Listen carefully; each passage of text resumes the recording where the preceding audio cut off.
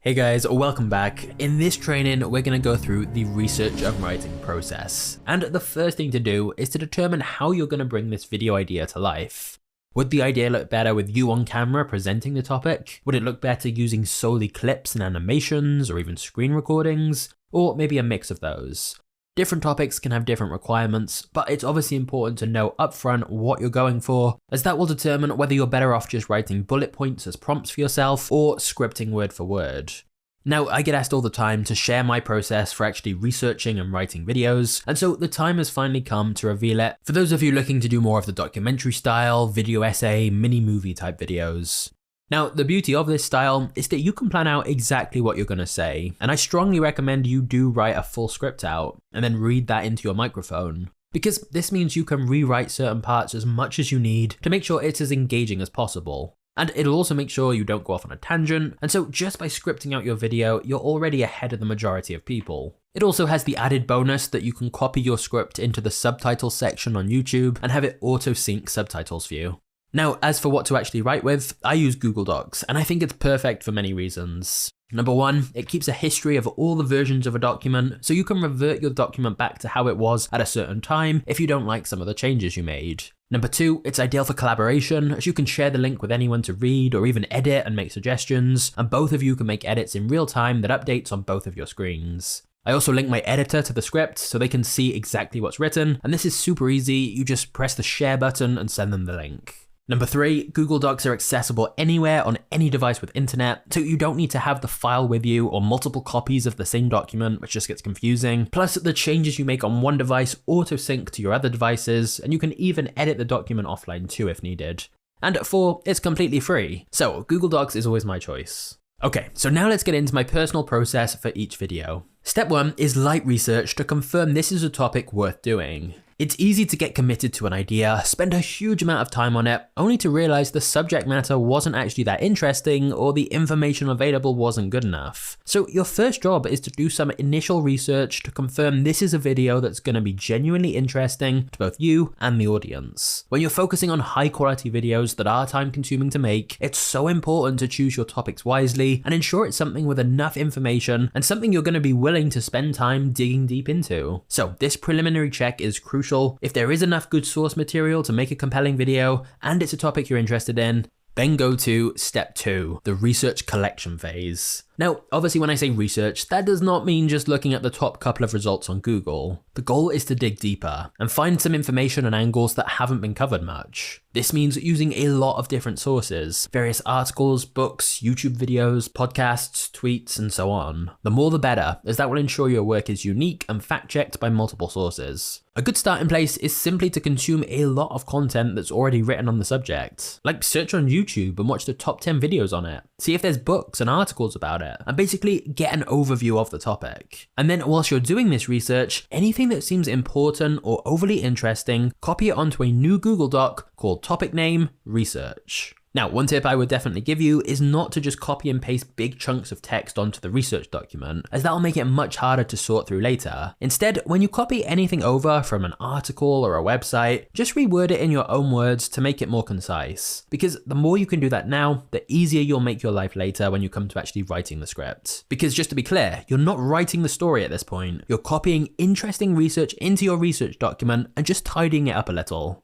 Then comes step three, which is my 3 secret research hacks. Firstly, use books and a Kindle. People often ask me how my videos have such in-depth information, often things they can't even find online. And the answer is because I always try to see if the subject has a book on it. The vast majority of people making videos only use internet sources, so they're all getting info from the same places. But a book tends to go much more in depth. And here's the real beauty. When you read or skim a book on a Kindle, you can highlight notes and then copy those straight into your research document. So it makes it really efficient. And it's definitely worth spending extra time to find a book on the subject, as it will give you much deeper insights than you can get online. The next research hack is knowing how to Google effectively. You likely want to be using advanced search. For example, this way you can filter by certain date ranges. So if you're looking for articles from a certain part of the story, you can search for articles from around that time period. Likewise, you may want to search for specific phrases or filter out certain words. And so this advanced search is much more effective for finding exactly what you want and finding different results to what everyone else is using.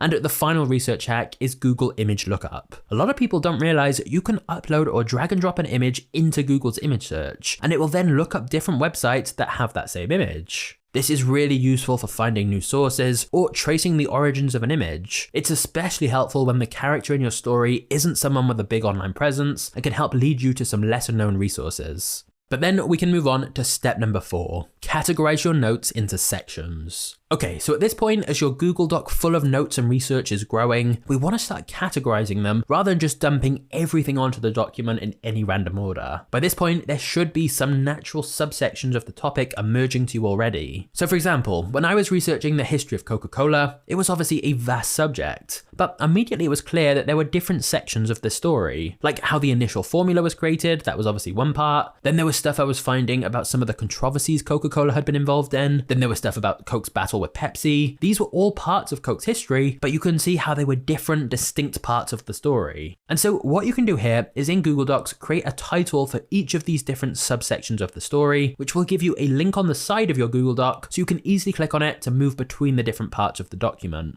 The goal here is to go from having just one big research document to a document split into subsections and move the notes under the correct headings. So with the previous example on the history of Coca-Cola, now when I was finding interesting info about the beginning of Coke, I'd put it under a title saying beginning of Coke. If I find something about Coke vs Pepsi, it'll go under the Coke vs Pepsi heading on my document. So it basically just groups the research into different sections. And quite often these titles end up being my different chapters of the actual video. Now, obviously in the final draft, some chapters get merged together or split up, but it begins to give you a structure. And so even when doing the research, it's good to be thinking how you can categorize the story and break it down into chunks, as it makes it more manageable and organized. But not just that, it also helps you spot gaps. For example, if I've got a section on the early days of Coke, and then the next section is about Coke's big marketing campaigns, clearly I need a section on how Coke went from being a small company to a bigger company. So I'll add a new section title about Coke's growth. And I may need to go and actively seek out more information about that. Like I'll specifically search for how Coke grew into a bigger company. And so you can begin to become more targeted with your research once you've got these different subsections the document is split into. And so basically, as you're looking through all this research and copying relevant things into your research document, pay attention to what questions you have, or what questions you know your audience will have, as each of those questions is likely going to be a part of the video you want to cover, and thus can be a section on your script. Like for example, with my research, I remember seeing someone say the war helped Coca-Cola's expansion, and I knew I wanted to drill further into that. So I added a subsection on my document called War, and specifically went down that rabbit hole of how Coke utilized the war to grow their business. And anything I found on that, it went under the war subheading. And I assure you, once you start splitting it into sections, it makes it so much easier to develop a narrative of how the story will go. Even if you don't use those sections in your actual video, it'll make the writing process easier by breaking a big topic into more manageable little topics. Step 5 is then to condense, summarize, and eliminate. At this point, your research document should be more organized into sections, but it's still way too long. The good news is, now it's split up like this, it should be much easier to see where you have duplicate or unnecessary information that can be deleted. Likewise, long paragraphs can be summarized so they only contain the most important information, and boring, unimportant stuff can be deleted. At this point, I also like to begin rearranging my information within each individual section into a more obvious or chronological order. So even though it's still quite rough notes on our research document, I begin putting it into a more logical order. Then comes step 6, create a new separate Google document called topic name script, and we're now going to transfer our research to the script document by rewriting it into a more story-friendly format. Remember, you've already split your research into sections at this point, which can act as different chapters of your story, and it's much less intimidating working on one chapter at a time instead of a whole script all at once. So you can almost treat each chapter as its own mini story. So for example, chapter 1, I only want to talk about the early days of this person or company or event or whatever it is your story is about. So at this step, I've got both my research document and my actual script document open. And I'm going to use all the research and notes I have on section 1 to actually write section 1 of my real script. No copy and pasting, you're writing it using the research you have, but writing it in your own words on the script documents. And then obviously you repeat that for all the other sections of your script as well. But I do want to stress, at this stage, we're not trying to write a perfect script. We're just trying to get a cohesive narrative in chronological order, because this is going to be our first draft. Then step 7, once you've got a very basic first draft on your script document, this is where you can go back through it and reword things to be more interesting, make cuts in any parts where it feels like it's dragging, and do any final bits of research if it feels like there are some parts that need more clarification or detail. It's certainly not uncommon that some parts of the script may need to be rewritten once the first draft is completed, or they'll at least need more of the storytelling principles applied that we talk about in the storytelling training. And you can literally just go through the list of the storytelling techniques and add as many as possible.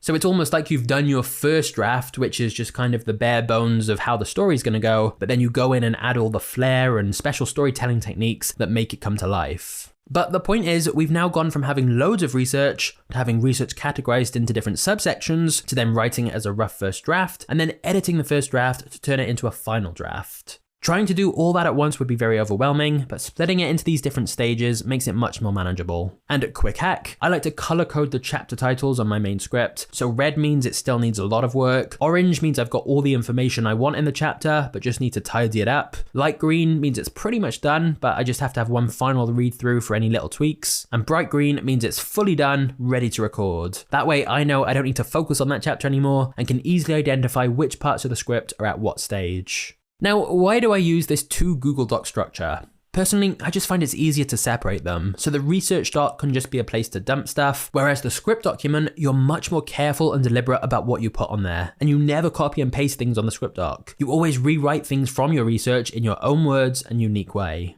Okay, so that's my basic process. But of course, we're gonna go more in depth in other trainings about actually telling a great story and being creative and original. But I just wanted to show you the basic process to start with, because you can basically think of it as a funnel. We start with loads of information on a topic at the start from our research, but then at each stage, we're funneling it down to less and less information, just keeping the most important, relevant, and interesting stuff until the end, all we're left with is the gold, where we've taken all this different research and condensed it into one new original narrative. As for what the script length should be, personally, I think you shouldn't try to hit a specific word count, because that tends to mean leaving important details out or adding boring filler, and so it can be quite restrictive. The script should be however long or short it needs to be for this specific story. However, do be careful here that this doesn't lead to lots of unnecessary details or repetitiveness or rambling. One of the hardest parts of a script is cutting out any filler and focusing only on the most interesting and crucial parts of the story. If it's unnecessary and boring, cut it. Because yes, longer videos can be great, but only if the source material allows for that. Don't stretch it out for the sake of it or people will lose interest.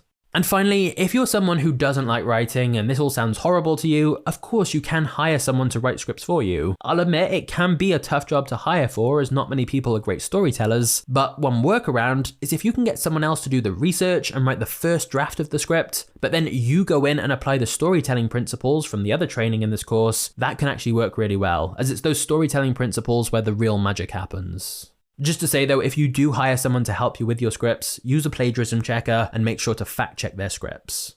Okay, so now we've got an overview of the research and writing process. In an upcoming training, we'll look at how we add that magic of storytelling to turn your script into something truly incredible.